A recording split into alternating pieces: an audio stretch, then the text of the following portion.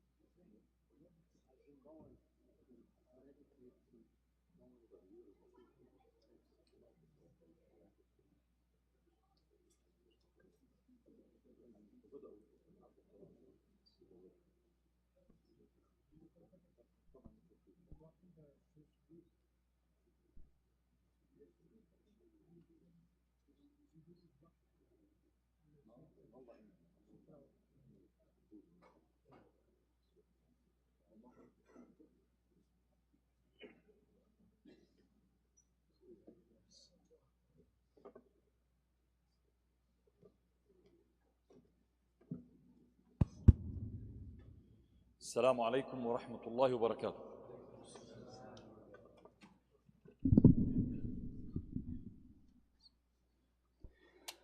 الله أكبر الله أكبر الله أكبر الله أكبر. أشهد أن لا إله إلا الله. أشهد أن لا إله إلا الله. أشهد أن محمدًا رسول الله. أشهد أن محمدًا رسول الله. حي على الصلاة حي على الصلاة. حي على الفلاح حي على الفلاح. الله أكبر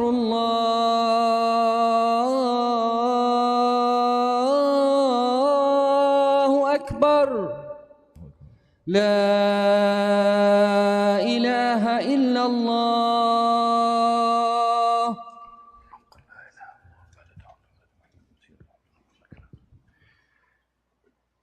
إن الحمد لله نحمده ونستعينه ونستغفره ونستهديه ونعوذ بالله من شرور أنفسنا ومن سيئات أعمالنا.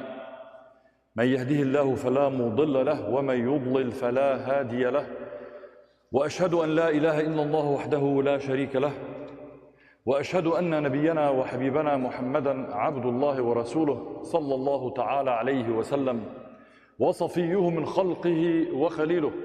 نشهد بأنه قد بلغ الرسالة وأدى الأمانة ونصح الأمة وجعلها على المحجة البيضاء ليلها كنهارها لا يزيغ عنها إلا هالك.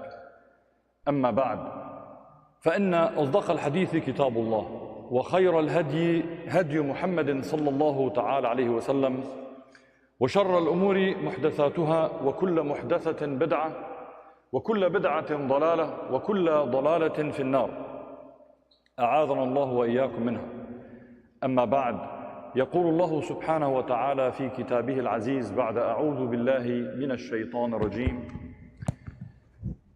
يا أيها الذين آمنوا اتقوا الله وقولوا قولا سديدا يصلح لكم أعمالكم ويغفر لكم ذنوبكم ومن يطع الله ورسوله فقد فاز فوزا عظيما.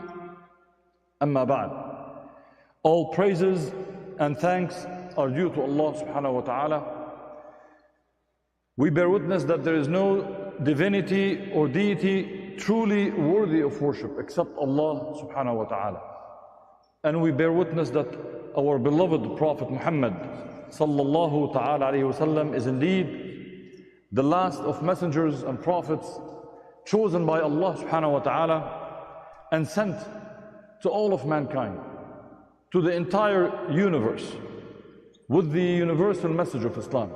Indeed, that is the message of freedom, of dignity, of tawheed, of mercy, of justice, of human brotherhood.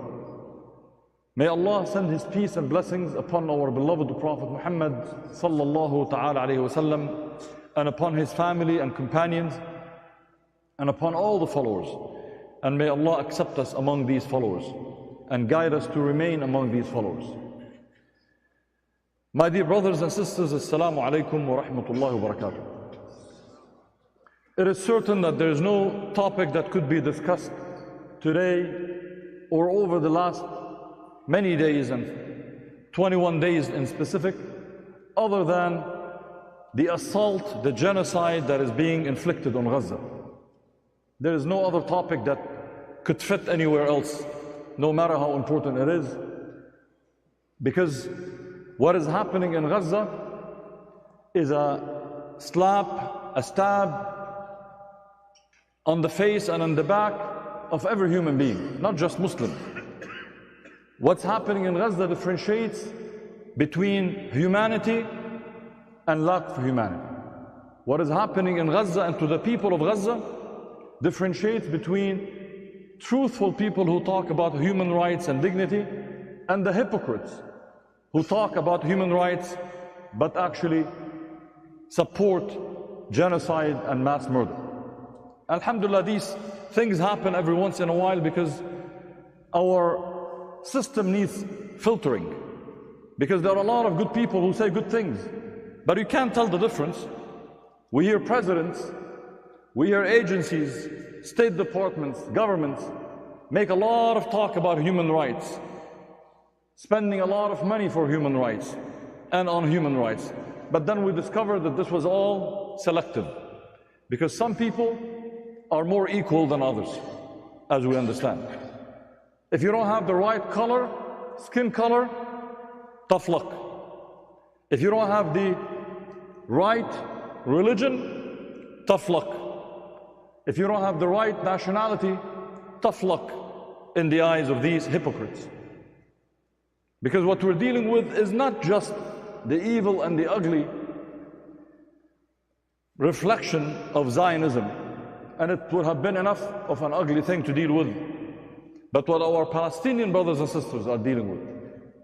And by extension, us Muslims, and those who are perceived as Muslims, by the way, not only Muslims. We're dealing with Zionism, we're dealing with white nationalism, and we're dealing with Islamophobia. Three evils that come together that makes it possible for the dehumanization of the Palestinians. Because there is no other explanation. You can't be watching 3,000 children murdered, cold-blooded murder, cut in pieces by US provided weaponry through our tax money, under the watch of the world. There's not a secret. Everybody has social media, everybody has WhatsApp, everybody's seeing those images.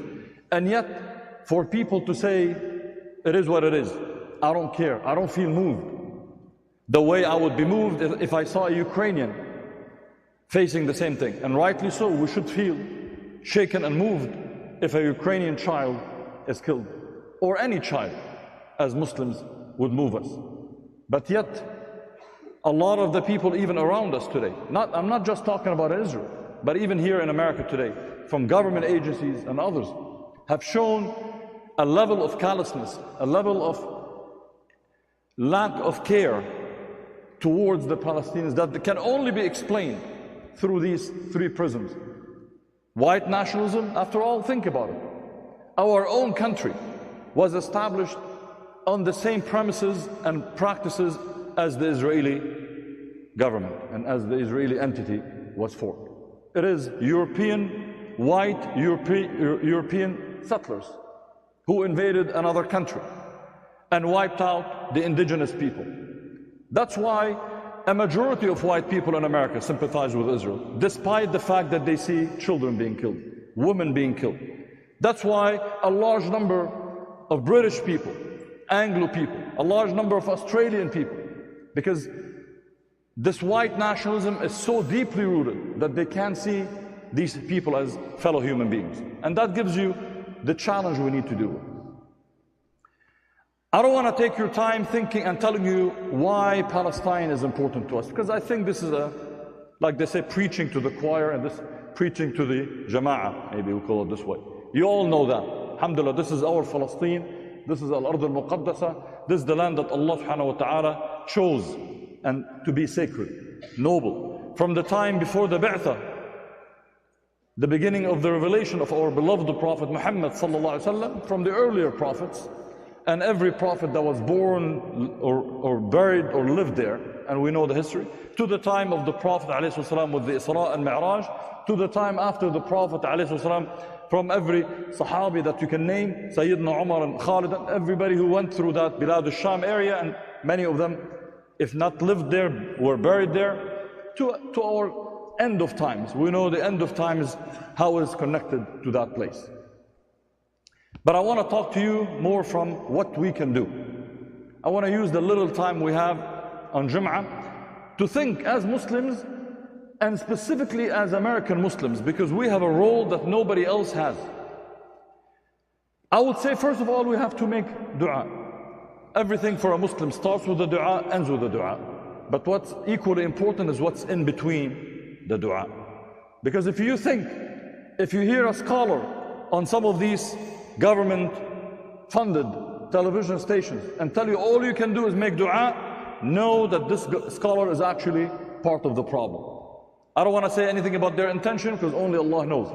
But certainly if somebody tells you all you can do and all that you should do is make dua, they're actually tying up your hands.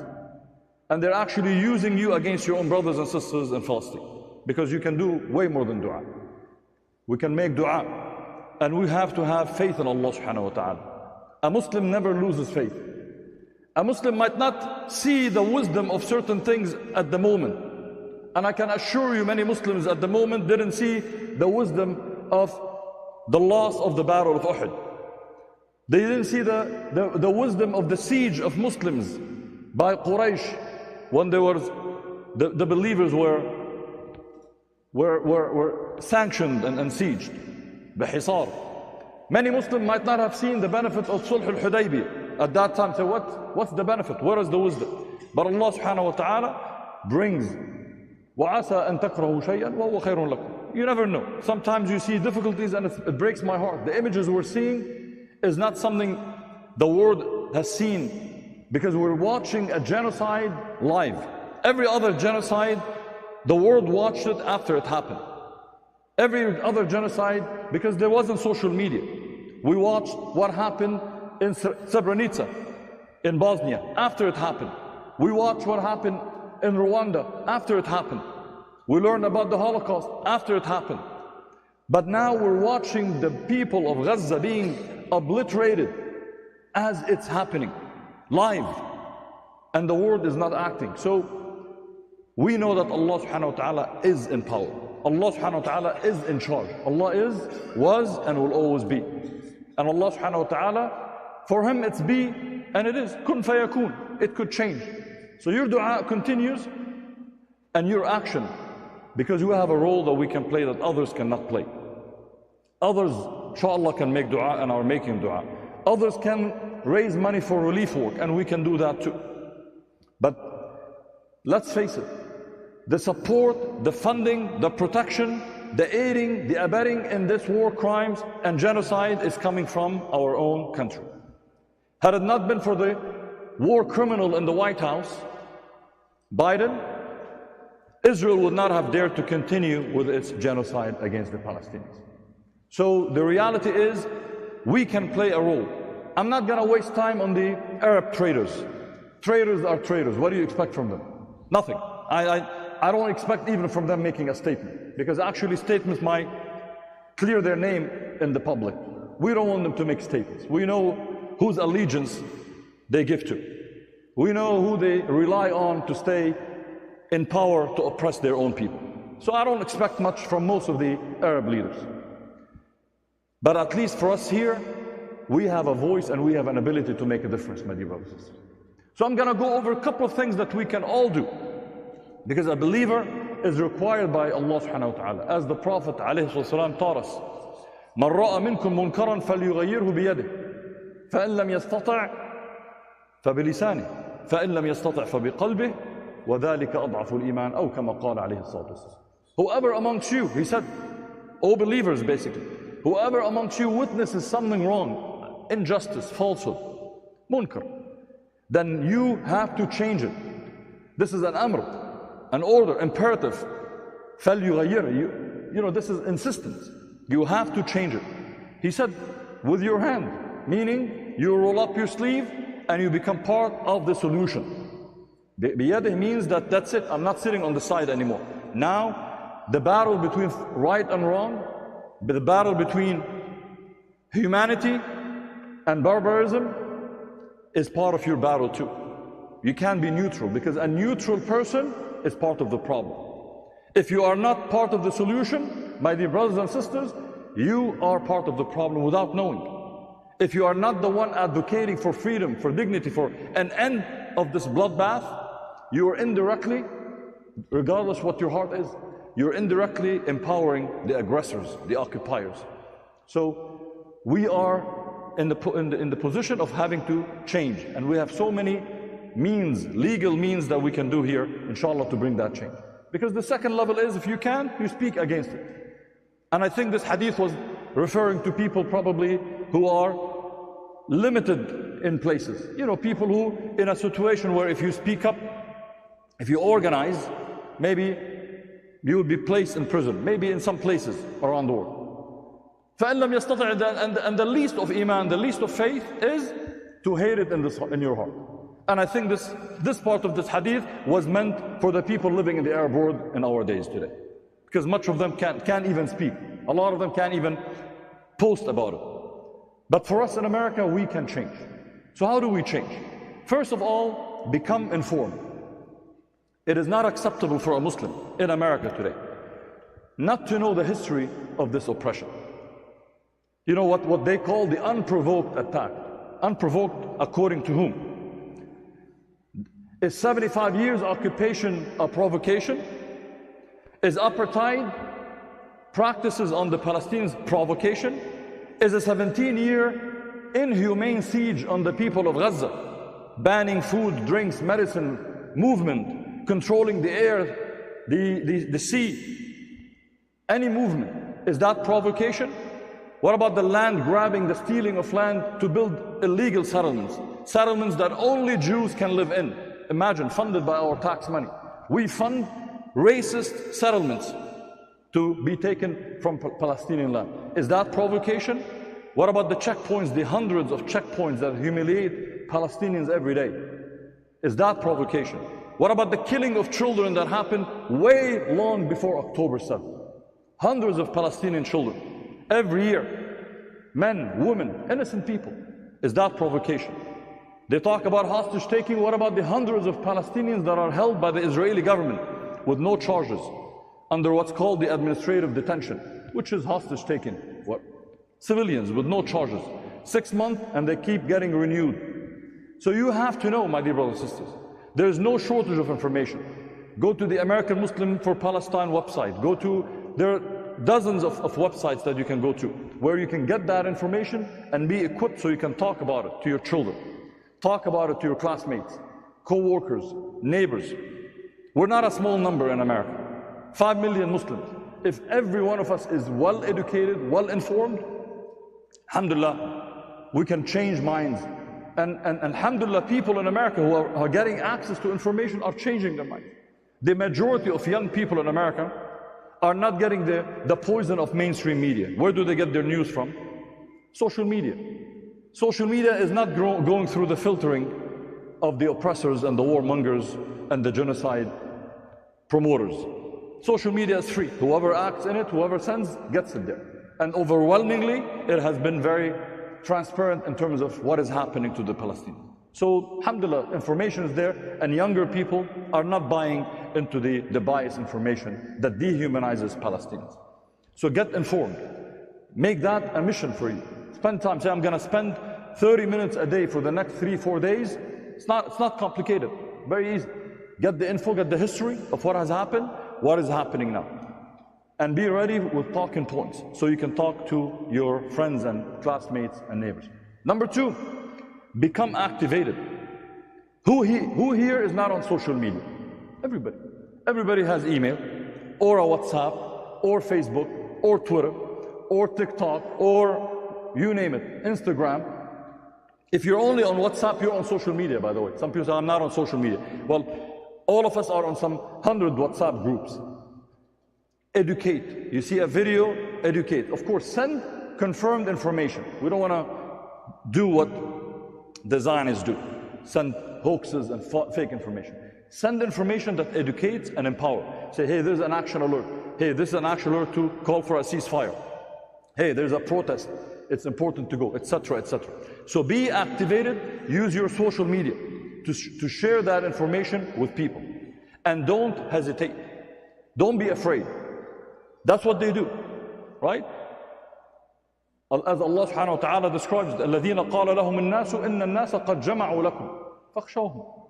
So Allah said, these are, what they do is, they bring their people, say, oh wait, watch out. They're watching what you say.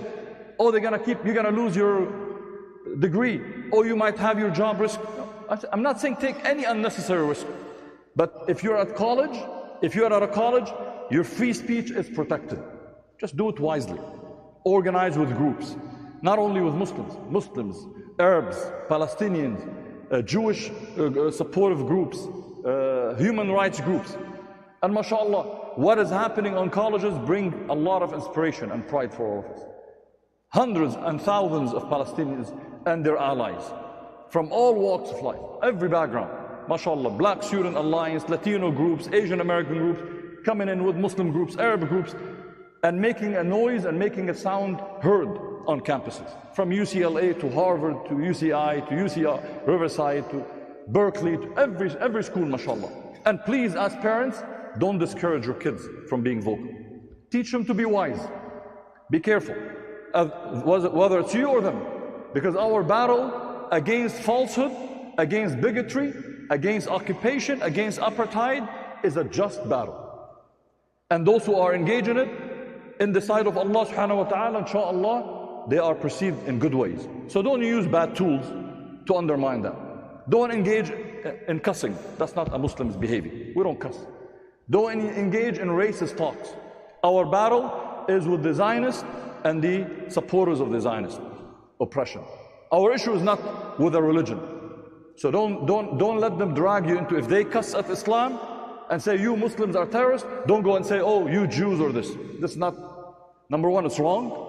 Many of our allies, actually, some of the most vocal people, actually, you saw them in Washington, D.C. in Congress, you saw them here at the protest, are actually Jews who are supportive of Palestinian rights. So we don't lose our friends. Number two, it's wrong. Our battle, had the oppression been committed by people who claim to be Muslim, we would be giving the same khutbah, criticizing the oppression. Because our talk, our position is for justice, for human dignity, against oppression and those who take away rights of people, regardless who the aggressor or the victim might have been. Alhamdulillah, that's the difference between us and them. They are not our teachers. They break every moral rule. They break every value. For us, our battle is for the sake of Allah subhanahu wa ta'ala, and we only do it in ways that please Allah subhanahu wa ta'ala, so we can be victorious in the right way. History will write, alhamdulillah, how Muslims stand for their rights. So be activated. Don't shy away. MashaAllah, as youth. For those of you who are at a workplace, watch out. You don't have the same protection for free speech at the workplace the way students have. You have it in public. The government cannot shut you down. The government cannot shut us down here. We have free speech. At a workplace, it's a private place, meaning if that's your business and you have someone who expresses views that you don't like, somebody says, I hate black people, I hate Arab people, you can fire them. That's the reality. Likewise, somebody who's Zionist and racist, and you say, I don't like racist, and say, well, then I don't want you here, right? They can say that. They might find an excuse to do it. So watch out with it. If you actually work for a small company run by some white nationalist, white supremacist, or Zionist, maybe it's time to find another job. But in the meanwhile, be careful. Outside of work, you can be active in ways that, as long as they're not keeping an eye on you and tracking you. But in reality, Allah is the Razzaq. What the people of Gaza are facing today, they're giving their life to defend the honor of the Ummah today. This is no longer about a piece of land. It is no longer about Gaza and the beach of Gaza and the dates of Gaza. It is about the honor and the dignity of the Ummah, of 2 billion Muslims. And they decided to pay the bill for that. So the Ummah can be awakened, because you can't be watching humiliation. You can't be watching such a dehumanization and not act. And they, in their mind, like, if the Ummah is not going to act, we're going to act to defend ourselves. Yes, every human life is sacred. And no Muslim will ever rejoice to see an innocent child hurt, let alone murdered or killed. Whether, wallahi, I say that from my heart, and I know all of you feel that way. Wallahi, if this child is Muslim, or Jewish, or Christian, or Israeli, or Palestinian, no Muslim would feel. Anyway, for us Muslims, a child is, by fitrah, is a Muslim. Nobody seeks that. But for people to talk about the events of Gaza without talking about the context, that is where it's important for you to understand. That takes me to the fourth point. What you need to do is understand how they play and shift the narrative to trick people, to make it sound like Gaza was a vacation resort. Subhanallah. People in Gaza were just under the palm trees enjoying the suntan, until these criminal Gazan people decided to break the peace of the region. SubhanAllah. If you're a white American watching the news, that is what you're getting the impression. Like, what's wrong with these people of Gaza? They don't value human life. They don't value harmony. The reality is, the people of Gaza have been dealing with this oppression, with this murder, with this killing every single day for the last 75 years. And that goes beyond the people of Gaza, the people of the rest of Palestine. And if the world cannot see that, it is the problem of the world, not the problem of the people of Gaza. If you put any people and force them into a corner, you dehumanize them, take from them their hopes, their future, their ability to move, their ability to have a job, their ability to take care of their family, their ability to have medicine. Imagine you have a mother who has cancer, and in front of your eyes she's dying because Israel refuses to allow you to get her treatment. Or you have a baby who has some disease that has a simple surgery, but is not available in Gaza. You need to take her to Egypt or some other place. And again, the siege does not allow you to do that. What happens? This is human nature. You push people into a corner, people react. Nobody's saying react, but we don't control reaction. We have to control the action. And as I've always said, if you don't like the reaction, let's do something about the ugly action that is causing that reaction. Understand the narrative. They say this is not a war on the Palestinians, this is a war on Hamas. That's what they say. Well, let's tell them, before Hamas came to existence, were the Palestinians living in heaven? Were they living in peace? Hamas started in 1987. What was happening to the Palestinians before Hamas came into existence? Same misery, same mistreatment, same abuse, same occupation, same apartheid, same land grabbing. What about the Palestinians in the West Bank? They're not ruled by Hamas. Are they living in peace and in heaven? Same treatment, same abuse, same apartheid, same land grabbing, same settlement, same racist, illegal settlers, and so on and so forth. So this is a lie to force you to change the perspective. So this is no longer about the Israeli occupation and its racist, settler, colonial entity, but now it's about this group or that group. So don't fall into that. The other narrative that they play on you, when you talk to your co-workers and others, they tell you, this is a complicated situation. Wallah, this is a complicated conflict. It is actually one of the simplest conflicts in the history of mankind. Because it's about one thing, the occupation, nothing. Everything else is byproduct, everything else. You don't like everything else, remove the occupation and everything will disappear. You don't like Hamas, you don't like the PLO, you don't like Fatah, you don't like the Palestinian hating Israelis, which is a normal reaction. What do you think you're going to do to your occupiers and abusers? You're going to love them? You don't like all of that? Remove the occupation. An occupation that is unfortunately funded through our money, our tax money. And this is how we need to talk to elected officials. It is simple. It's about the occupation. So when you hear these things, my dear brothers and sisters, know the responses so you can address it when you talk to your co-workers, when you talk to your classmates. You know, they tell us Israel has the right to defend itself. They say every country has the right. Since when an occupier has the right to defend itself? So imagine they say a rapist who's raping has the right to defend himself. Is that logical? Israel is an occupier. The one who has the right to defend themselves are the occupied. This is under international law. This is not a Muslim law. This is not some tribal law. This is international law. International law says any nation under occupation has legitimate right to self-defense and self-determination. So Palestinians have the full right to defend themselves in every means possible. Speech, politics, military, everything. Resistance, this is normal. We're not condoning transgressing. As I said, as Muslims, we will never condone harming of civilians. And we will condemn it at every time. But where is the condemnation when Israel commits the murder of civilians every single day? And Israel doesn't hide it. Complete neighborhoods are being wiped out in Gaza today. Complete neighborhoods. Targeting of hospitals, clinics, mosques, churches, businesses, residential towers. I mean, you can't tell me these are military bases. They say these are collateral damage. I want to see the real damage. If 80% of your damage are women and children and civilian and elderly, where is the real damage? You say, where are the terrorists in a hospital, at a mosque, at a church? No, Israel actually did not hide it. The one who's hiding it is our president. He's the one trying to cover up for Israel. Israel actually made it clear. We're there to flatten Gaza. Israel said these are not human beings, they're animals, talking about the people of Gaza. We're going to remove people from Gaza.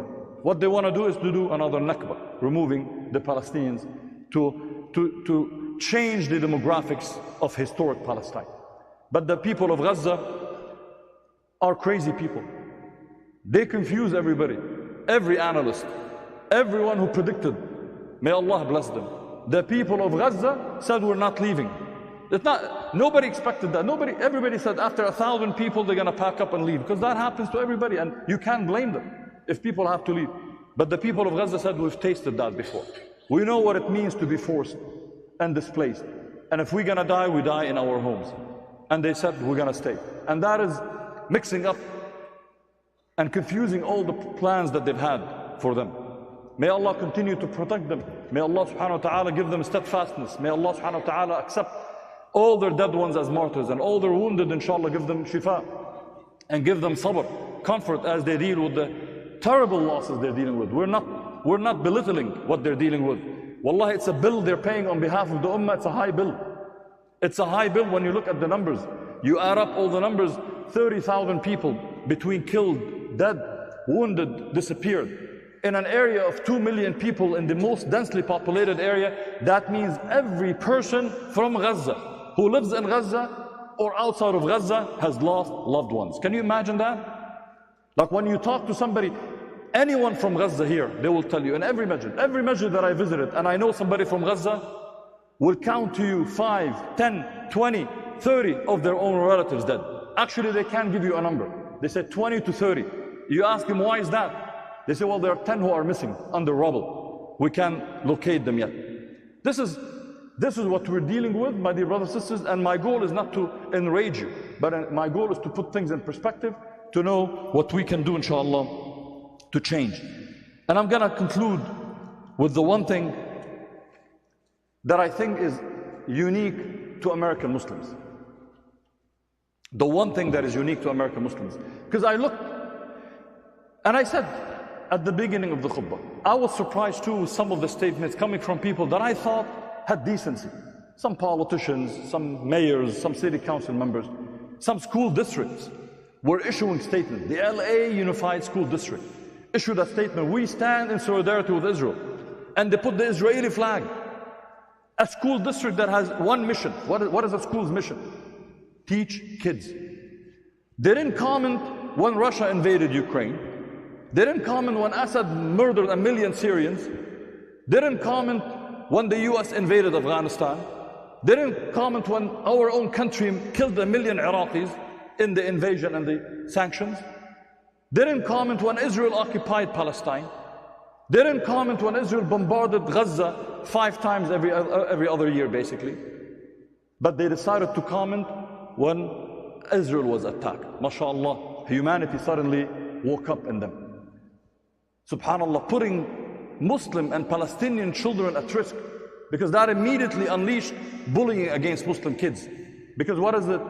The school is saying, we stand by the angels, by the good Israelis against those demon bad Palestinians. So it's a hint, right? This is a hint you give to, like they say, dog whistle to the other students. Now you can get on the case of the bad kids. And that's exactly what happened. For the last 3 weeks, all we're dealing with is mostly calls from parents and students at our care office who are being harassed by bullies, sometimes teachers, and sometimes students, because of the irresponsible behavior. So when you see all of that, it makes you wonder, what makes people lose their humanity? Honestly, people who are good neighbors, normal people, they are good people, they care about their kids, your kids, and suddenly start saying things that are extremely barbaric, inhumane. Oh yeah, you know, Palestinians need to pay the price. Well, the people of Gaza elected Hamas, they all need to be punished for that. How is the people of Gaza elected Hamas? If half the people of Gaza are underage kids. The last time there was election in Gaza was 2006. That means 17 years ago. That means half the people were not even born when there was election. And another 40% were underage to be able to vote anyway. They were not even 18. So if you're saying your war is with Hamas, why are you punishing people who have nothing to do with anything? But people say that. Neighbors, friends, politicians. I realize what happened. And I told you, there is a deep racism that exists in our country. If you don't think, because you're light-skinned and you think you're off it, talk to your black brothers. Talk to your brown brothers. From the Muslim community and outside of the community. And they will tell you what is racism in this country. The way they're looked at. If you have a light skin and you're blessed with mashallah, a good income, you're getting maybe less of that racism. Because they can't get at you, because you have maybe some power, influence. You own your company, you're a doctor, you're in a position of influence and privilege. But don't think racism is not there. It is deeply rooted from Biden and all the way down to some of these mayors and city councils. Because wallahi, wallahi, wallahi, had the Palestinians been of a different religion, different skin color, it would have been very different. But I know that different, I'm not just talking about the politics. Politics is messed up, but I'm talking about that racism. So we have to change, we have to address, we have to challenge that racism and stand with those who are victims of racism, not forget about them. Islamophobia is something we're going to deal with, but we have to stand with those who are victims of racism in this country, because these are our allies. These are the people Allah requires us to protect. They're the underdog, the target of racism that we face today or every once in a while. The other issue, and I will conclude with that, is the lack of real political power. My dear brothers and sisters, yes, we vote, alhamdulillah. But voting is only getting your foot at the door. That's it. Engagement. How many of you know your local member of Congress? How many of you have met with your local member of Congress? How many of you have volunteered on their campaign or the campaign of their opponent if they're a bad one? Do you know your city council members? Do you know the mayor? I'm not talking about seeing them one time a year, they come and visit the masjid. I'm talking about the relationship. This is exactly what the Zionists do. They build a relationship with the school superintendent, with the city council members, with the mayor, and then they call them and say, I need you to issue a statement. They talk to the CEO of a company or a law firm and say, I need you to revoke a job offer to a brave student in Harvard or UCLA because they dared to speak up for Palestinian rights as a human being. And they do it because they're friends. So we need to get up our engagement, my dear brothers and sisters. Get part of the engagement that involves deeper relationships. Run for office. Get on the campaigns of those running for office. Know who's running for office. Find out who in our area said inhumane things about the Palestinians and punish them when it comes on election day. Know the people who actually kept it in their heart and respected the humanity of Palestinians. They said every human life matters. Not only Jewish lives, Muslim lives, Palestinian lives also matter. Because every innocent life is sacred and deserving of protection. So I want you to think about that. And we need to make sure we don't undermine our Muslim political activists. That's my conclusion of the whole thing, of my talk. Be active and don't undermine. Yes, we're going to have Muslim political activists who are going to do things you might not fully agree with. Out of 100% they do, 80% is good. And maybe 20% you and I might disagree with. But don't undermine them. Because an 80% person who agrees with you on 80% basically is way better than an 80% or 100% Zionist who does not see you as a human being. We need people who can raise their voice. MashaAllah, we have Ilhan Omar, we have Rashida Tlaib, we have Andre Carson, and some of their progressive allies. They're the only ones raising their voice today in Congress. 18 of them introduced a resolution calling for a ceasefire. You know, by the way, calling for a ceasefire is a reason to be attacked nowadays, because that means you support Hamas. You are a terrorist.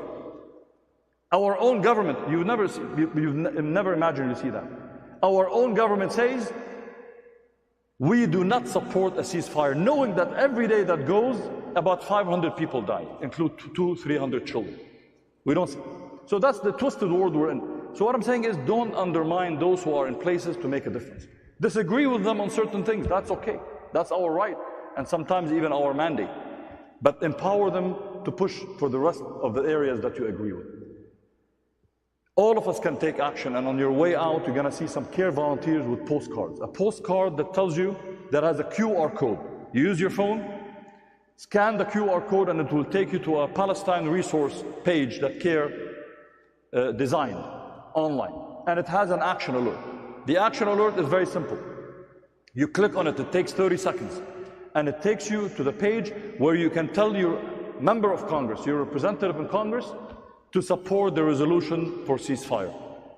This is the least we can do today as an exercise in addition to our dua and our getting informed for the people of Gaza. So I ask Allah subhanahu wa ta'ala to give us that ability. As you rush out, grab this postcard, and you can do it at work or anywhere. It takes a few seconds. May Allah subhanahu wa ta'ala forgive our sins, forgive our shortcomings, and grant our brothers and sisters victory. أقول قولي هذا وأستغفر الله لي ولكم فاستغفروه فيا فوز المستغفرين. استغفر الله العظيم اللهم اغفر لنا وارحمنا وتب علينا انك انت التواب الرحيم يا ارحم الراحمين. بسم الله والحمد لله والصلاة والسلام على رسول الله. عباد الله إن الله وملائكته يصلون على النبي يا أيها الذين آمنوا صلوا عليه وسلموا تسليما. اللهم صل وسلم وبارك على سيدنا وحبيبنا محمد كما صليت وسلمت وباركت على سيدنا إبراهيم في العالمين إنك حميد مجيد. اللهم لا تدع لنا في مقامنا هذا ذنبا إلا غفرته ولا هما إلا فرجته ولا كربا إلا نفسته ولا ميتا لنا أو لإخواننا في غزة إلا رحمته وتقبلته شهيدا يا أكرم الأكرمين، ولا مريضا لنا أو لغيرنا وخاصة إخواننا في غزة إلا رزقته الشفاء يا أكرم الأكرمين، ولا سائلا إلا أعطيته ولا مظلوما إلا نصرته ولا ضالا إلا هديته. اللهم من أراد بالإسلام والمسلمين خيرا فوفقه إلى كل خير ومن أراد بهم شرا أو ضرا فخذه أخذ عزيز مقتدر. اللهم نسألك أن ترفع البلاء والظلم عن إخواننا في كل مكان. اللهم نخص بالذكر إخواننا في فلسطين وفي غزة هاشم خاصة يا أكرم الأكرمين، يا ناصر المظلومين، يا أرحم الراحمين، يا قاهر الظالمين. اللهم عليك بأعدائهم، اللهم عليك بأعدائهم. اللهم نسألك أن تثبت أقدام أخواننا في غزة وتوحد صفوفهم وتؤلف بين قلوبهم وتؤلف قلوب المسلمين إليهم وقلوب الناس إليهم. اللهم أر الناس الحق وارزقهم اتباعه. اللهم أرهم الباطل في إسرائيل دولة الصهاينة وارزقنا اجتنابه ومكافحته يا أكرم الأكرمين. اللهم عليك بالظالمين، اللهم عليك بمن أعان الظالمين ونصرهم، اللهم عليك بمن سكت عن الظالمين. اللهم ارفع لنا راية الحق وراية نصرة المسلمين، وانصرنا على كل عدو لإخواننا وللمسلمين. وآخر دعوانا الحمد لله رب العالمين، وأقم الصلاة.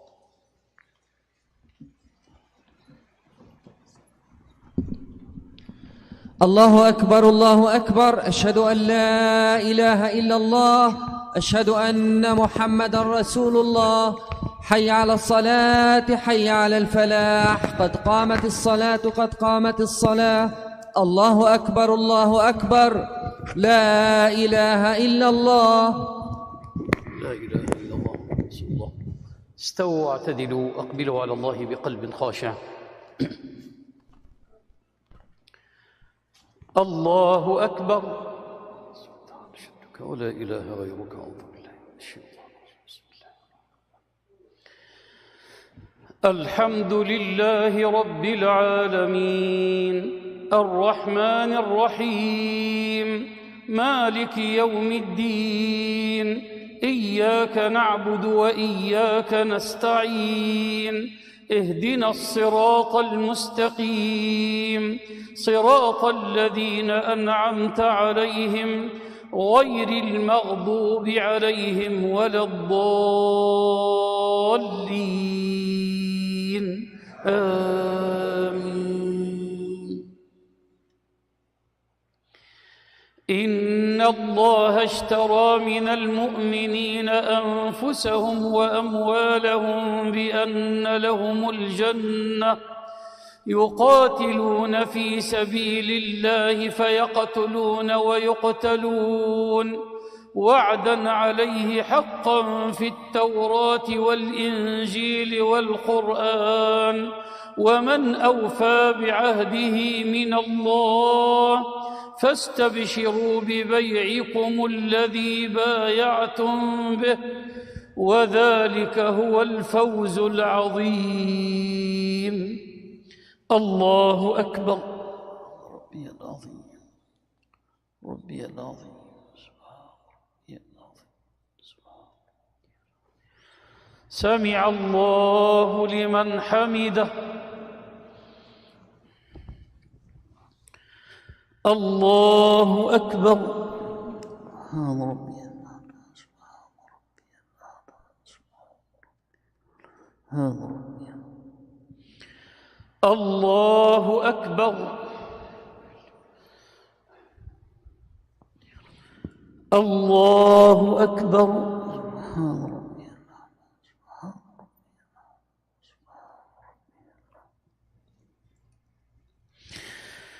الله أكبر. بسم الله الرحمن الرحيم.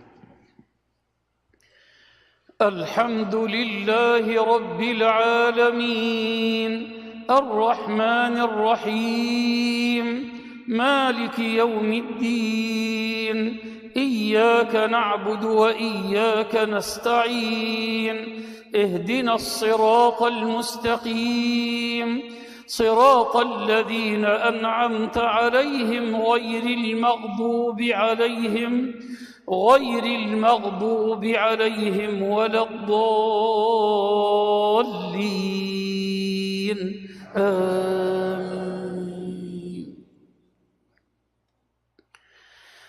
أذن للذين يقاتلون بأنهم ظلموا، وإن الله على نصرهم لقدير.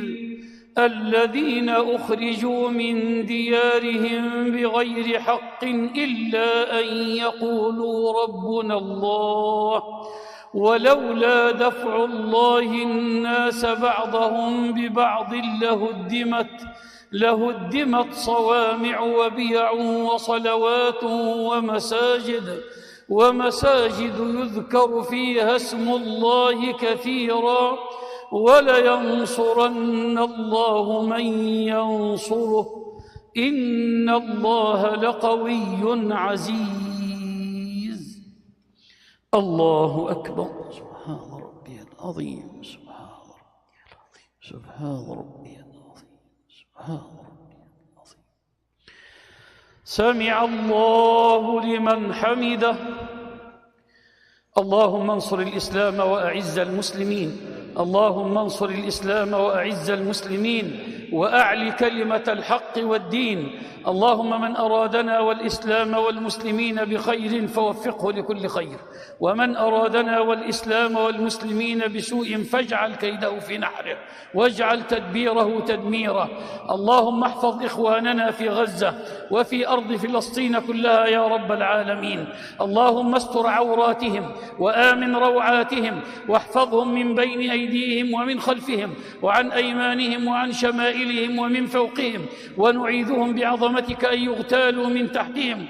اللهم كن لهم معينا ونصيرا ومؤيدا وظهيرا.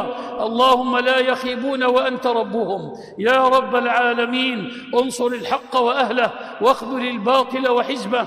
اللهم عليك بالمحتلين الغاصبين. اللهم أحصهم عددا واقتلهم بددا ولا تبق منهم أحدا. وصل اللهم على نبينا محمد. الله أكبر.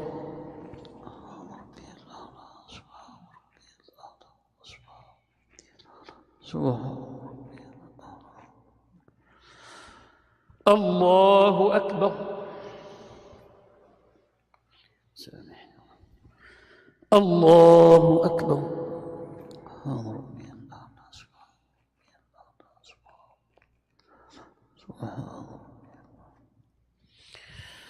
الله أكبر.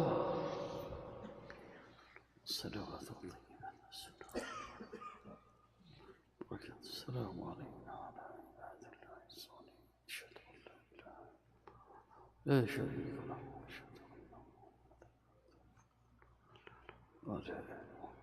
رسول الله.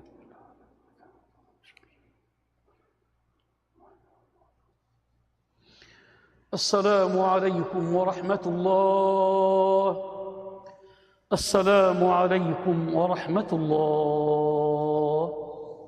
استغفر الله. استغفر الله.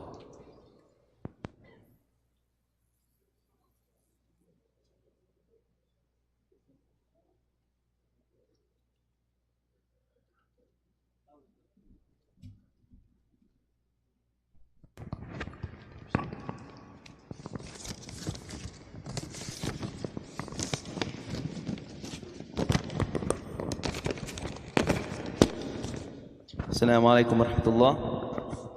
First and foremost, thank you to our Khatib brother Hussam Aloush. May Allah subhanahu wa ta'ala accept. And those flexible should come to the second salah inshallah. And if your car is blocking anyone, please move it. And tonight's Friday night program will be with Sheikh Hamdi after Isha. The Youth 13 Plus will be continuing their tournament tonight inshallah. And if you haven't signed up ASAP. Coffee and drinks will be sold tonight as well. Kara will be handing out Palestine resource guides, so if you'd like to know more about the situation in Palestine, go to their table located outside inshallah. Support the Southern California Y Islam Dawah team at the table outside. They are on the front lines for you, delivering the messages by giving away Qur'ans and pamphlets. Join our $3 a day campaign on our website or app in order for us to pay back our loans inshallah. And last but not least, donate generously to your masjid inshallah. Jazakallahu khair.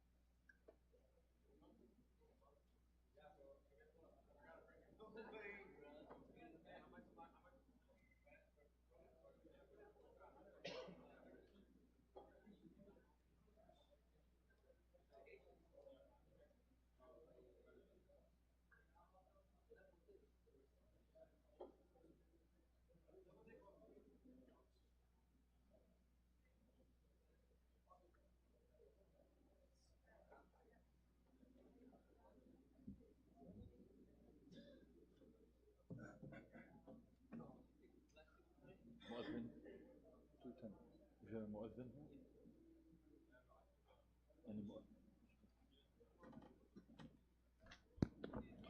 السلام عليكم ورحمة الله وبركاته.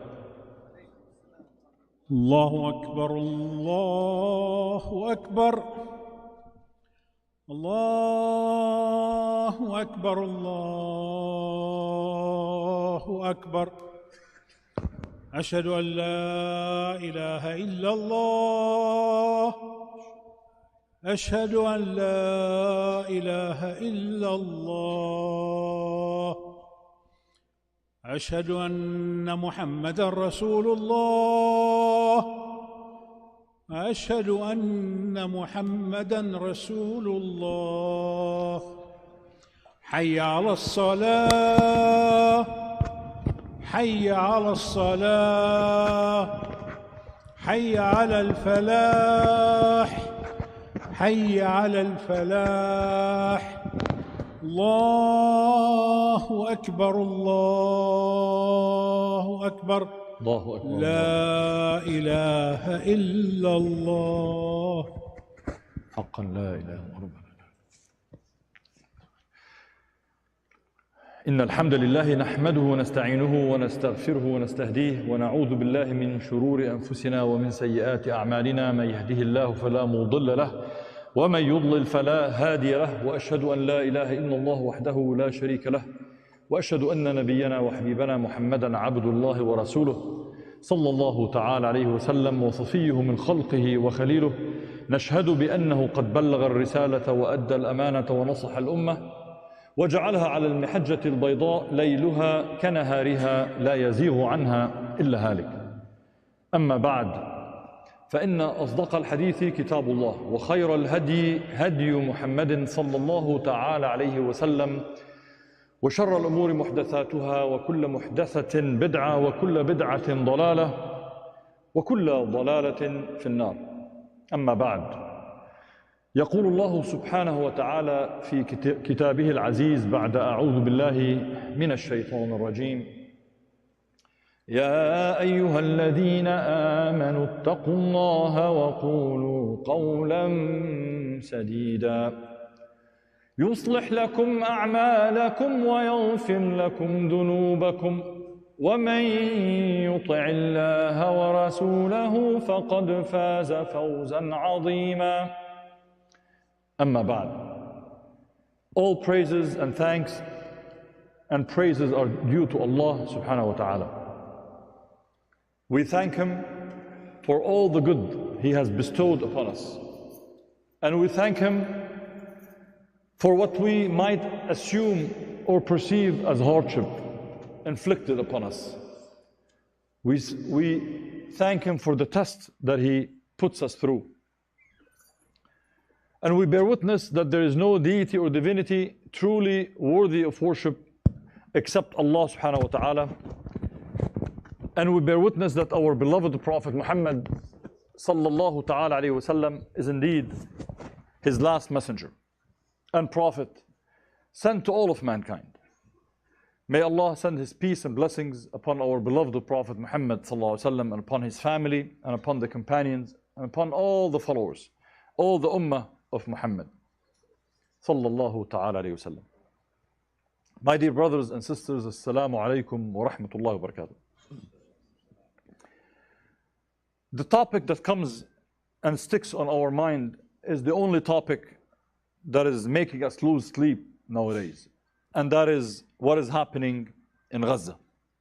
The onslaught, the genocide being executed on the people of Gaza. And this is not the only hardship that the Ummah or the world is facing. And this is not the first time that Gaza faces what it's facing. And this is not the first time we hear or witness or learn about a genocide.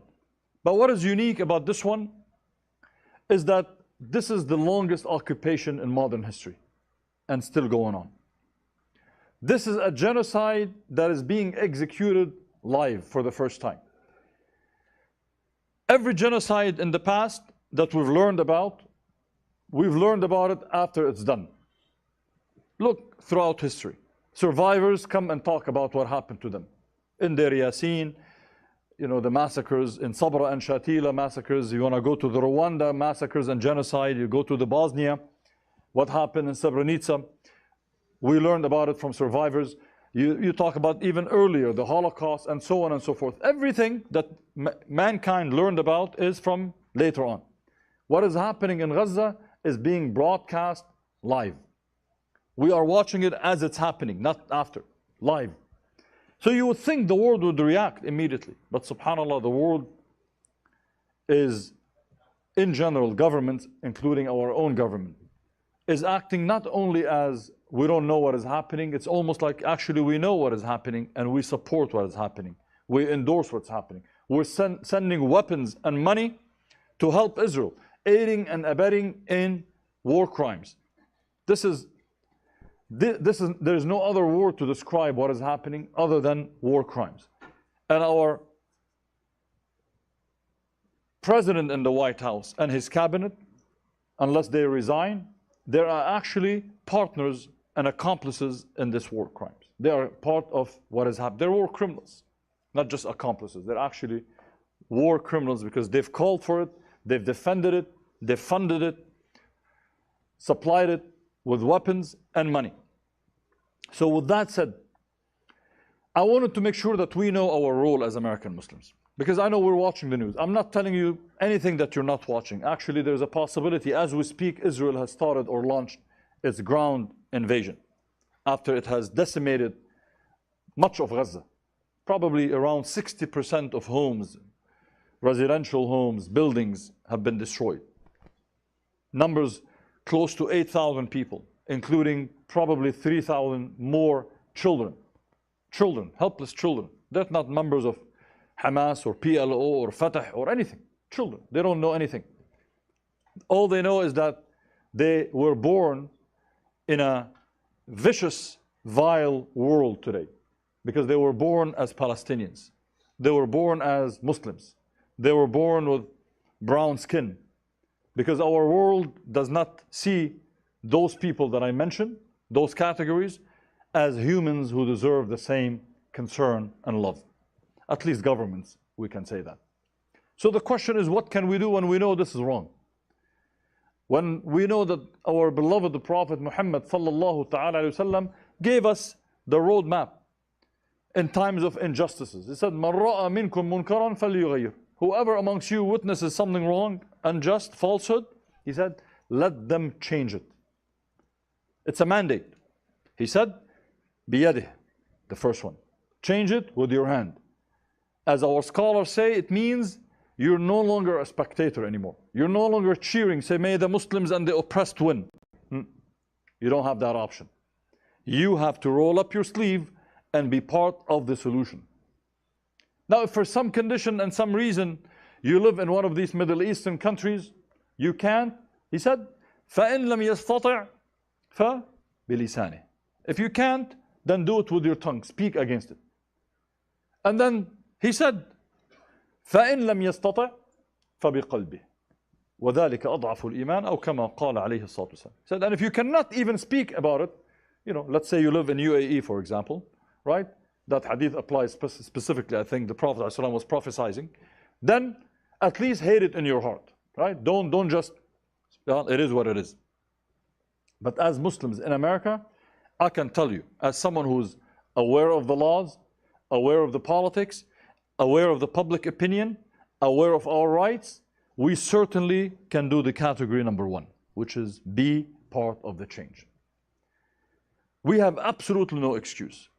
And Allah is my witness. And I say, if you are not part of the solution, part of challenging oppression, occupation, the Israeli aggression, you are part of the problem. Wallahi, if you're Muslim or non-Muslim. Anyone, because there's no clearer differentiation between injustice and justice, between oppression and freedom, more than the Palestinian cause. And I'm not Palestinian, so I can say that without a bias. There's no clearer issue. There are a lot of injustices in the world. What the Rohingyas are facing, what the Uyghur Muslims are facing, what the Syrians are facing, what the people in the Arab world are facing, Egypt, and the list goes on. It is injustice. But this situation in Palestine, for the last 75 years makes it the most clear injustice that you have absolutely, you have to be an inhumane person to deny it what it is. You have to be somebody who has deprived from humanity, mercy, intelligence, morals, to say, I don't see right from wrong in this situation. So what are the things we can do? The first thing, do not lose faith in Allah subhanahu wa ta'ala. Do not lose hope in Allah subhanahu wa ta'ala. I know it looks grim now. It looks very difficult. It's a one-sided, it's not a conflict. It's a one-sided genocide. One side has the F-16s, unlimited supply of money, mashallah. If they get short, Biden decides to send them $14 billion from your tax money and my tax money. Money is not an issue. Aircraft, carriers, weapons, support, veto power against a group of people. Gaza, 2 million people in the most densely populated place in the, open air. They used to call it the largest open air prison in the world. Now the word prison doesn't work. They say the large open air extermination camp. It is what it is. It's an extermination. Israelis tell them, get away, we're going to bomb you. Get away where? It's a little tiny place and you're bombing everywhere. And Israel did not hide it. By the way, there's no need for us to guess. Let's guess and analyze what Israel wants to do.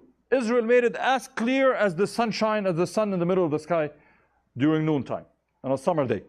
They said what they want to do.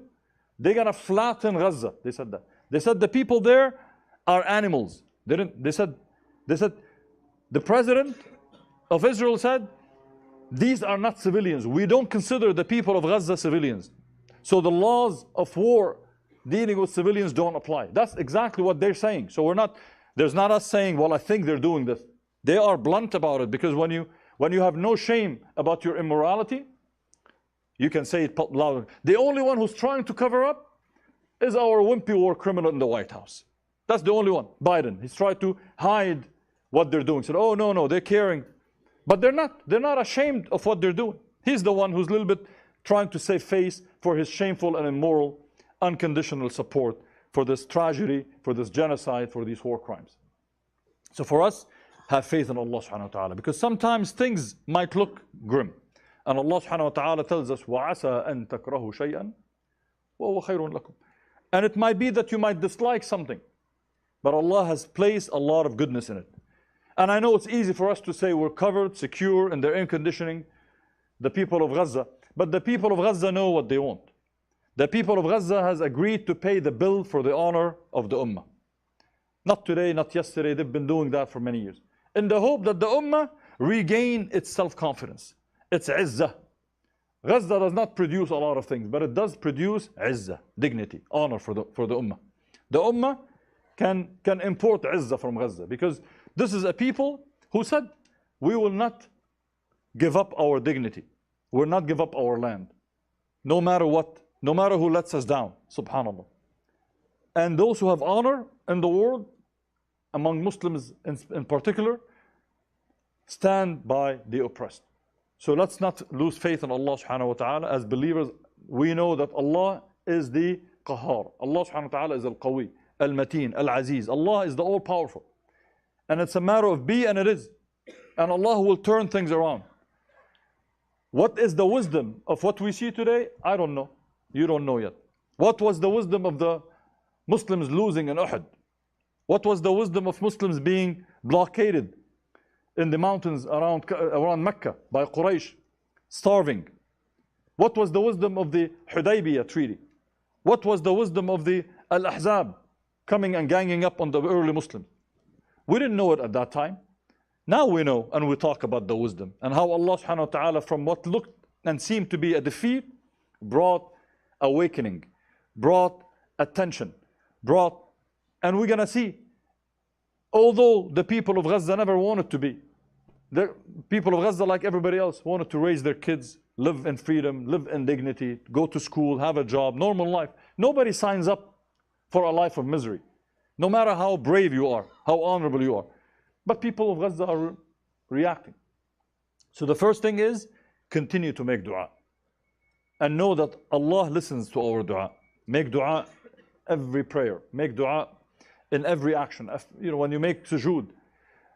But we are an ummah of action, not just dua. And if you hear somebody telling you all you can do is make dua, know that this person is part of the problem we talked about. Because they want to take away your ability to act, to defend, to speak up. They want you suppressed. Say, oh, make dua and that's it, all you can do. No. We are an ummah of dua, action and dua. Action is between our dua, because we rely on Allah before and after and during. But also Allah asks us, إِنَّ اللَّهَ لَا يُغَيِّرُ مَا بِقَوْمٍ حَتَّى يُغَيِّرُوا مَا بِأَنفُسِهِمْ. Allah does not change the conditions of any people, including Muslims, until they start changing themselves. So the change begins with us as we make dua before, during, and after. Number 2, be informed. Inform yourself. There is no excuse for any Muslim, especially Muslims, whose connection to Palestine is well known.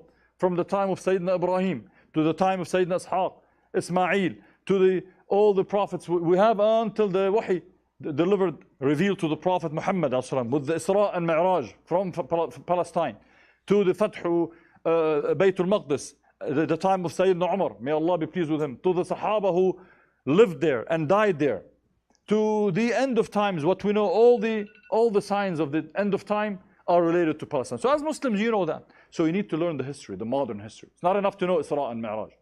Why? Because you are the spokespeople. You're going to be the vocal person, the ambassadors for the people of Gaza who are facing this extermination now. So get to know what is happening.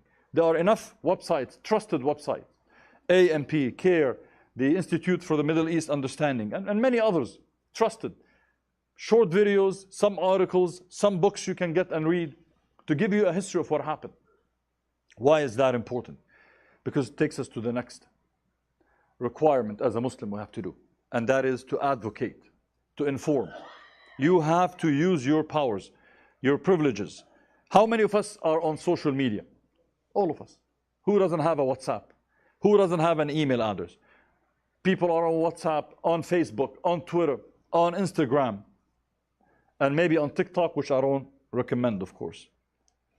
But wherever you're at, it's a platform, it's a privilege that you have, it's an access. Don't shy away and don't let them scare you. You are the holder of the truth. You are defenders of the truth. If the people of Batil, the people who advocate for injustice, for racism, for Zionism, for bigotry, for murder, for mass murder, are not ashamed to advance that agenda, shouldn't be the people of truth who stand for justice be even more vocal? Absolutely. Don't shy away. Talk to your neighbors, talk to especially students, and I admire what students have been doing, mashallah, on campuses around the country. By the thousands, rallying the Muslim population, the Arabs, the Palestinians, black community, Latino community, Asian American community, human rights advocates community on campuses, and demonstrating, writing petitions, writing statements. Why it's that important? Because changing public opinion is part of the battle. Our battle here is political, is economic, it is public opinion, it is about morale. That is our battle. These are the means, the legal means that we have, and we have to use them to the full extent. So when they tell you what they're trying to do, why you need to be addressing, informing, because politicians vote based on public opinion, what they hear from people. If they're getting pushed by their voters in one way, unfortunately many politicians are spineless. It was discovered they are a different breed of people. They don't have a spine. They don't have courage, so to speak, right? They don't do anything that requires principles for the most part, except few here and there. So what they need is pressure. And who provides the pressure? The public, the voters. You are there. So be aware of the narratives. A narrative is like what others are claiming. I'll give you an example.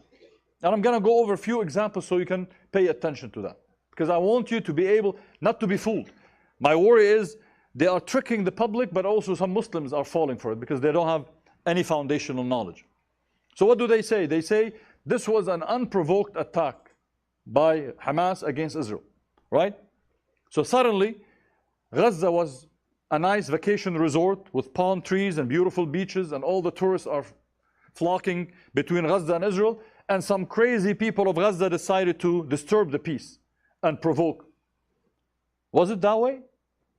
The answer to that is the people of Gaza has been under that same misery for the last 75 years, every single day. Would you call an occupation, a 75-year-old occupation, a provocation? Would you call apartheid system that discriminates against Palestinians a provocation? Would you call the stealing of land of Palestinians to build illegal racist settlements for Jews only, would you call that a provocation? What about the hundreds of checkpoints that harass, beat up, terrorize Palestinian men and women and children every single day? Would that be a provocation? What about the 17-year-old barbaric, inhumane siege on the people of Gaza, imposed since 2006, that controls the borders, not allowed for food, drink, fuel, commerce to flow in, for transportation, for people to move? The people of Gaza cannot go outside of Gaza unless they go through how many processes, and only maybe a handful of them get to leave for college or something a year. Handful. Most are rejected. They don't even have access to their own sea to go to catch fish and sell it and eat it. They're not allowed to have an airport. Is that a provocation? When people tell me that it's an unprovoked attack, say, well, what would you do if Russia did that to us? If Russia did half of that to you, we'll be declaring war inside of Moscow as we speak today. So don't say it's unprovoked. They say this is not a war on Palestinians. We have no issue with the Palestinians. This is a war on Hamas. I tell them, great. So if Hamas disappears today, Palestinians will have heaven on earth? Well, you know, there was a time when Palestinians did not have Hamas. Hamas started in 1987. How was life for Palestinians in 1986 and before that? Terrible, miserable, oppression, same land grabbing, same checkpoints, same occupation, same apartheid, same beatings, same murder of children, same beating of women and elderly. Nothing changed. And we don't need to go back to the 1986. There's an area in Palestine that is not ruled by Hamas, called the West Bank. Is life for Palestinians in the West Bank any better? Same beatings, same apartheid, same settlers, same racist, same brutality, same barbarism. So it's not, don't fall for this to have to explain things. It is a war, a genocidal war on the Palestinian people. Whether it's Hamas, the PLO, Fatah, whether it's, they say, well, the Palestinians hate Israelis, and what do you think they're going to do? Do you think anybody loves their oppressor? They say, oh, the Palestinians have to change their language about the Israelis. Who loves their occupier and tormentors? If you want to get rid of the hate, and get rid of Hamas, and get rid of PLO, and get rid of Fatah, very easy, end the occupation. Which takes me to the other narrative that false narrative they promote. They tell us this is, you know, let's not talk about it. When you meet with a member of Congress, you know, this is something going on for thousands and thousands of years. It's a very complicated conflict. No, it's not. It's not a complicated conflict. And it hasn't been going on for thousands of years. Barely about 100 years since the Zionists started coming from Europe. It's actually one of the most simple conflicts in the world. I said that earlier. It is the clearest of conflicts in the world. The Ukraine conflict with the aggressors from Russia is a bit complex because, you know, there are history, land, who, where. In the Palestinian situation, there's one thing that solves all of the problem: ending the occupation. They make it sound complicated, and they say it's about anti-Semitism, and it's not. It's about the occupation and the apartheid system that runs that occupation. So don't let them trick you into these narratives. Don't let them, when they say Israel has the right to defend itself, right? No. An occupier does not have the right to defend itself. It is the one offending. It's the one doing the offense. The only one that have the right to defend themselves are the oppressed, the occupied. This is not me saying that. That is called international law. But they trick us. They play games in the narrative. Because you feel like, oh yeah, you know, what would you do if you were occupied? No, Palestinians didn't leave their home and go to Europe to track down European settlers. It was the European settlers who left their homes in Poland and Germany to go and harass, abuse, and steal the land of the Palestinians. So that is important, my dear brothers and sisters. You need to know that history. And yes, don't fall into false narratives that they push on us. They might promote hate, racism, anti-Muslim bigotry. We don't respond by promoting anti-Jewish or anti-Semitic language. Our battle with Israel and Zionism is one about principles, values. It's one against oppression, against injustice, against occupation, against racism.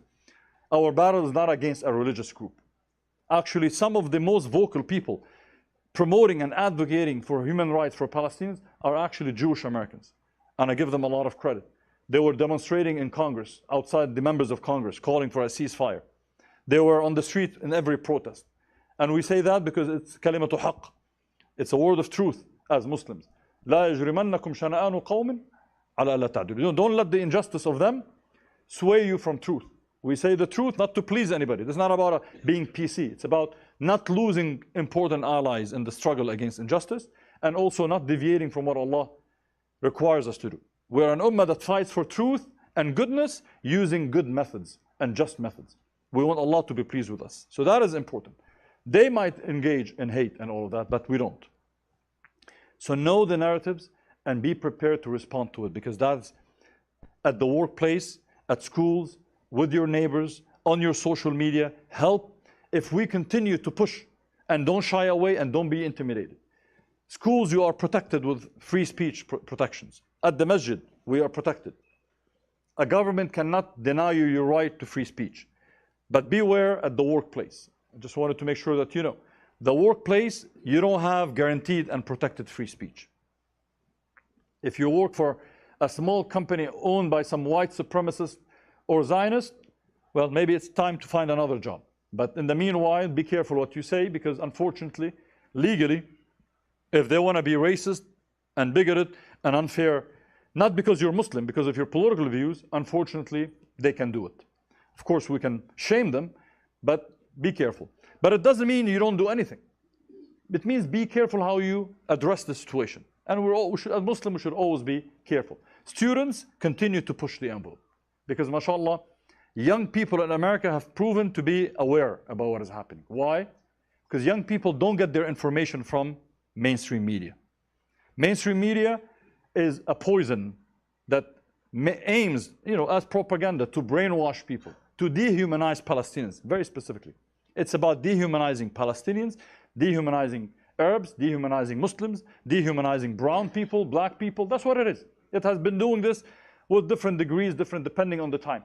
But now the focus is on Palestinians and Muslims.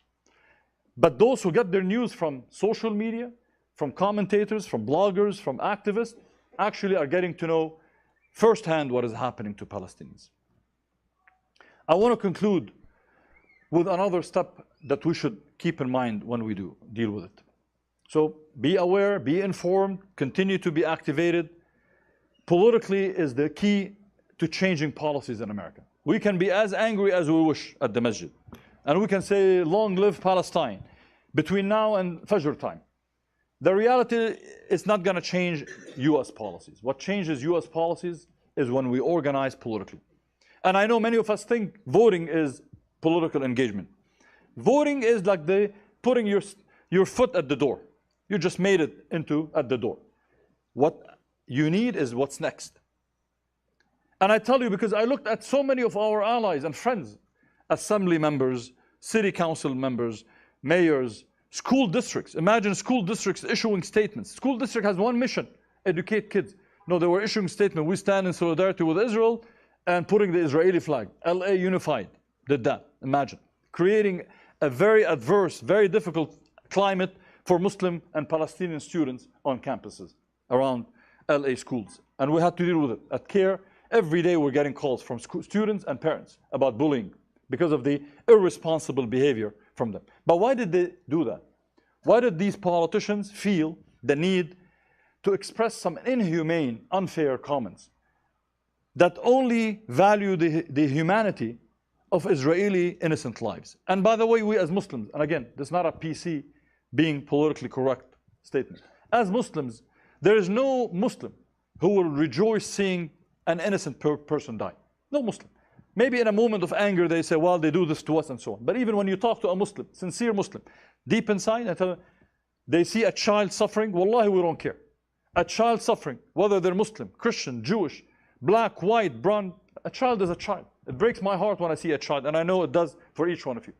So we don't mind people expressing sympathy with innocent people killed. Men, women, children who have nothing to do with the war. They're not armed. But the problem we have is when they were quiet, silent for 75 years, they didn't notice the pain of the Palestinians. They didn't notice that Palestinian civilians and kids are killed every day. Palestinian men and women and children are taken as hostages every day and held by Israel, tortured and mistreated. Palestinians have been living a miserable life under this political repression of Zionism for 75 years, every single day. They didn't notice. They didn't decide to issue a statement.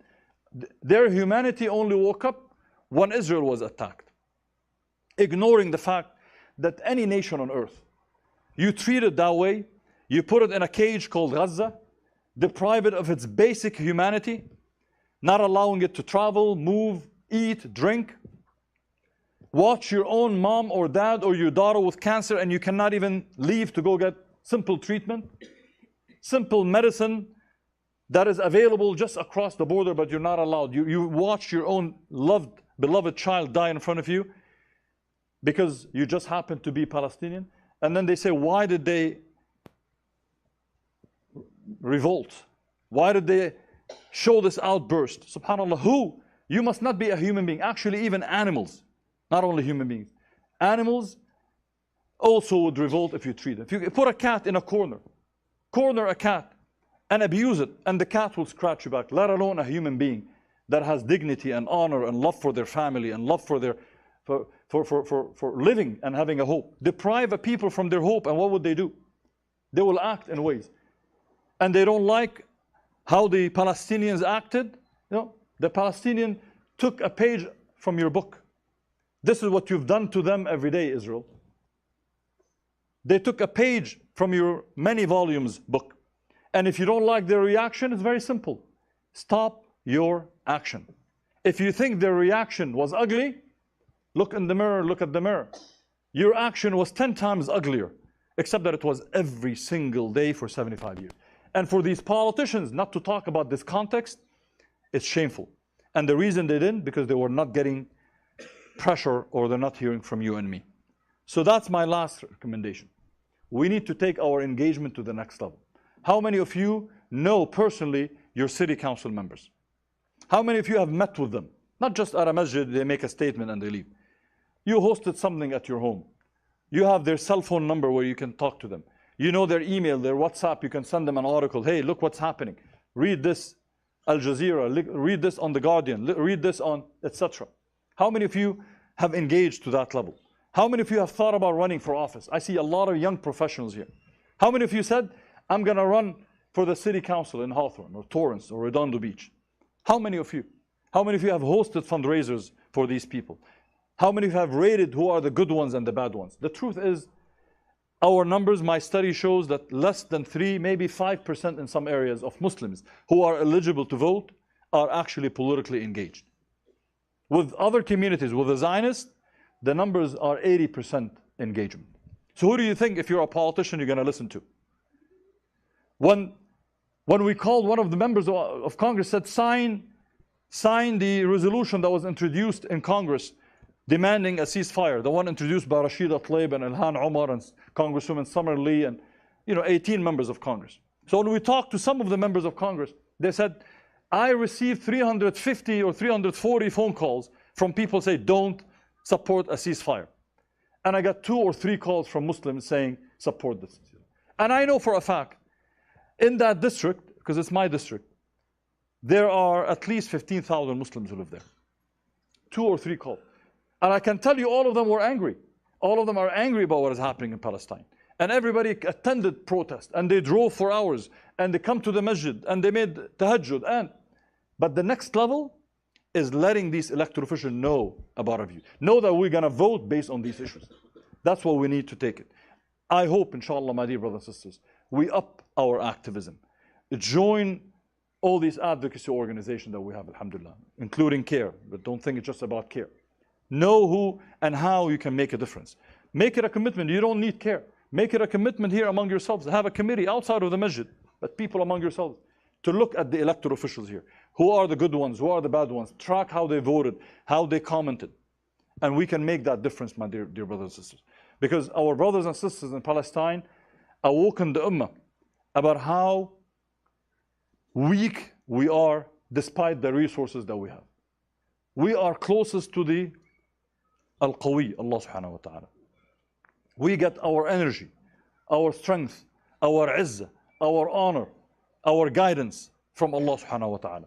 But we don't show that in our behavior. We act weakness. We have economic power here. We have a vote. We have a voice. Don't shy away. Ahlul Batil are loud, obnoxious. Be loud. Don't be obnoxious, but be loud. Be assertive. If your kids face discrimination at school, go and talk to the teacher and say, why did you do this?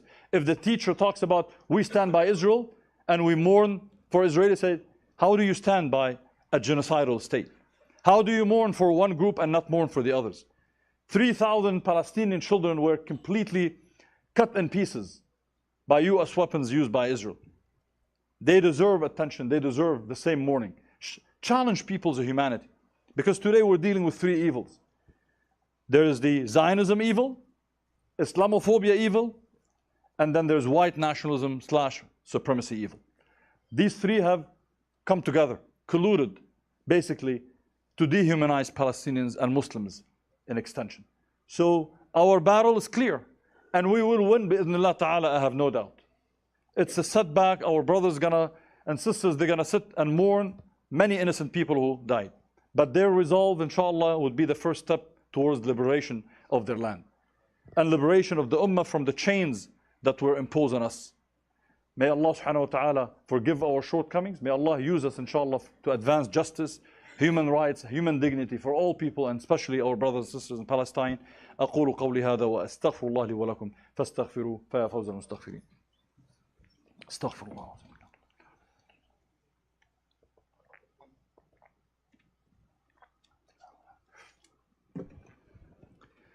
Bismillah walhamdulillah wa salatu wa salamu ala rasulillah amma ba'd. Inshallah, before we make dua, on your way out, inshallah, you're going to see a care booth outside. It has some information that will help you be activated on Palestine. Basically, we produced a resource guide. It's a QR code. You put your phone on it, you go to the website, it tells you what to do. What to do if your kid is facing challenges at school. What to do if your elected official is expressing biased comments.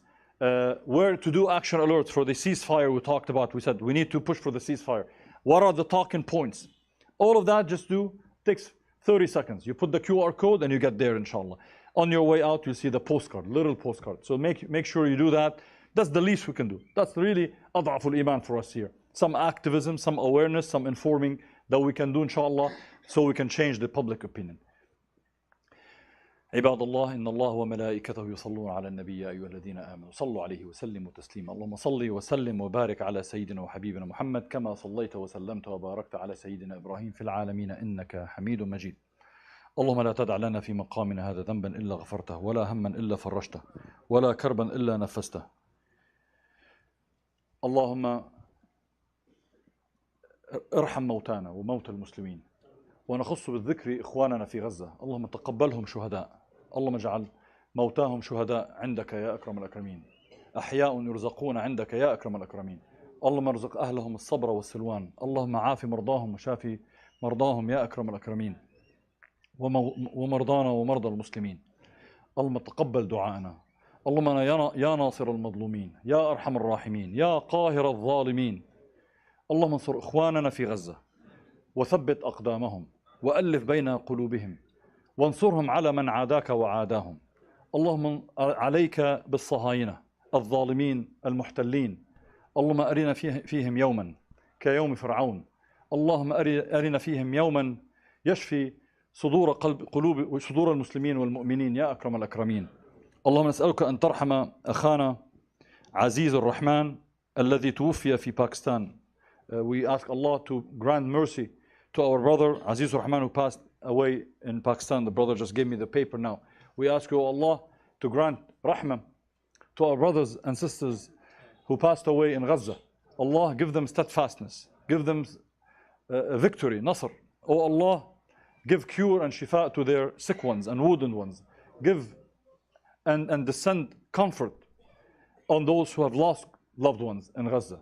Oh Allah, remove the hardship from the people of Gaza, from the people of Palestine, the people of Syria, the people of East Turkestan, the people of Burma, the people in India, in Kashmir, in every place where Muslims and every human being is suffering unjustly. Oh Allah, grant them victory and justice and freedom.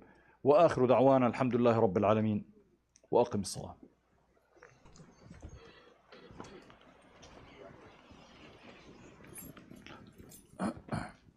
الله أكبر الله أكبر الله أكبر الله أكبر. أشهد أن لا إله إلا الله أشهد أن لا إله إلا الله أشهد أن محمد رسول الله أشهد أن محمد رسول الله. حي على الصلاة حي على الصلاة حي على الفلاح حي على الفلاح. الله أكبر الله أكبر لا إله إلا الله. حقا لا إله. استووا واعتدلوا أثابنا وأثابهم وسووا صفوف سدوا الفرج وصلوا صلاة مودع. الله أكبر.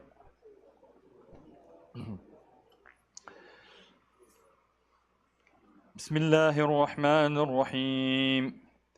الحمد لله رب العالمين الرحمن الرحيم مالك يوم الدين إياك نعبد وإياك نستعين اهدنا الصراط المستقيم صراط الذين أنعمت عليهم غير المغضوب عليهم ولا الضالين.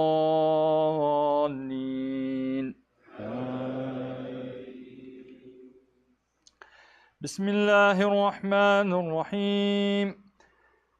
ألم تر كيف فعل ربك بأصحاب الفيل ألم يجعل كيدهم في تضليل وأرسل عليهم طيرا أبابيل ترميهم بحجارة من سجيل فجعلهم كعصف مأكول. الله أكبر. سمع الله لمن حمده.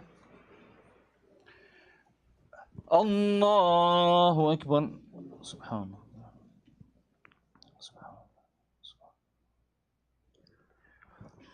الله أكبر. الله أكبر. سبحان الله.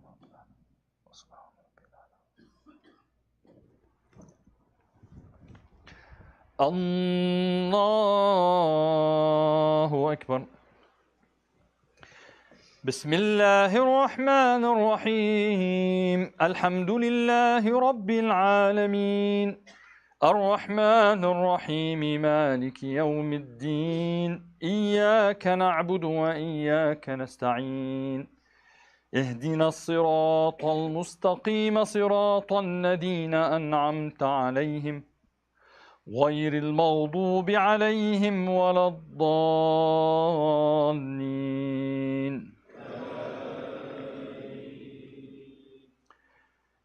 بسم الله الرحمن الرحيم. قل هو الله أحد الله الصمد لم يلد ولم يولد ولم يكن له كفوا أحد. الله أكبر.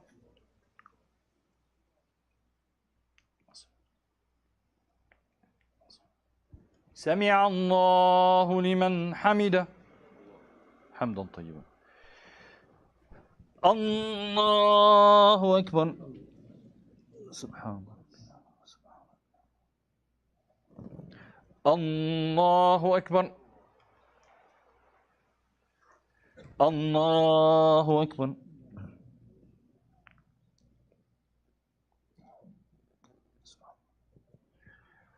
الله أكبر. تحيات الله صلاة طيبة.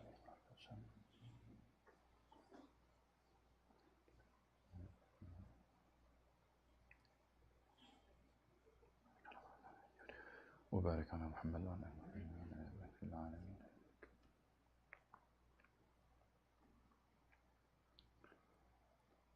حول ولا قوة إلا بالله آتنا في الدنيا حسنة.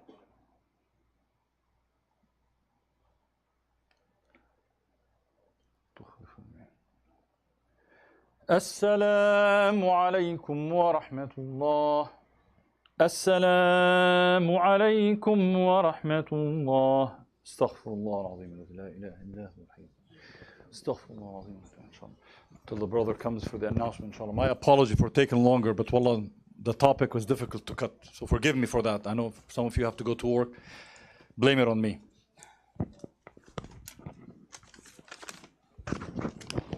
Assalamu alaikum. First and foremost, we'd like to thank our Khatib, Brother Hassan Alush from CARE.